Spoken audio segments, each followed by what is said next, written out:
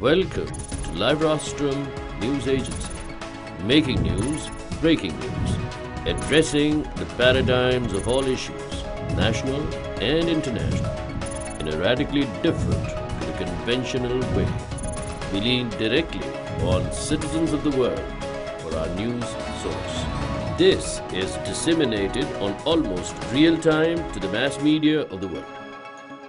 When people start their lives, they have a concept in their mind, a roadmap that they would like to follow. You've got territory, you've got a population, but when it comes to government, that unfortunately has become... You were author of a document for the government of Pakistan.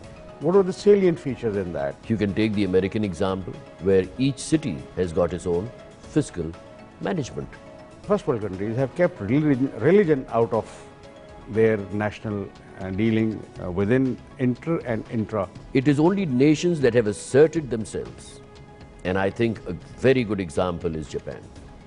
A very good example is Germany. I want something short of a bloody revolution when people rise and they demand their own rights by force, like it happened in so many countries, where there was a massive loss of human life and total changeover of the system, and then a long period to establish. Based upon a certain template which needs to be implemented. Call it religion, don't call it religion. I mean, to give you one example, one basic example. The Western societies are all based on a factor of inequity. Is implemented selectively by all Muslim countries, In totality, it does not exist anywhere. Or in your knowledge... There is no such thing as a Muslim country in my view right now. We are following some sort of pattern, some sort of a political force to be in office. In Pakistan, they call it democracy. These books should have been particularly decisive edge, which talks of the economy of an Islamic society or a country or a group of countries. Shouldn't you have circulated this to other countries like Malaysia, so the Indonesia, Saudi Arabia, or some other, It says the deliverance of a message followed by blood. The message has already been delivered to us by Allah. It is obligatory upon us to research constantly and find the right recipes for our times. And this again is subject to evolution. It will change tomorrow and the day after. Who, in your opinion, the government, the political parties, or the bureaucrats, for example, in our case, even the army is a stakeholder in government making. This is a bad word though, stakeholder. Yes. The entire nation are stakeholders. Yes.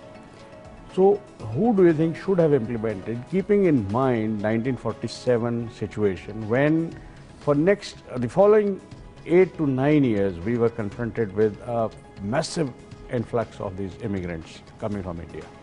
All those people who have given something to society have lived and are living as heroes of human history. And those who have taken away from human history, from society, are living as zeros in human history. The legacy I'd like to see for myself is the very, very small contribution I'm making from whatever Allah Tabarak wa Ta'ala has given me.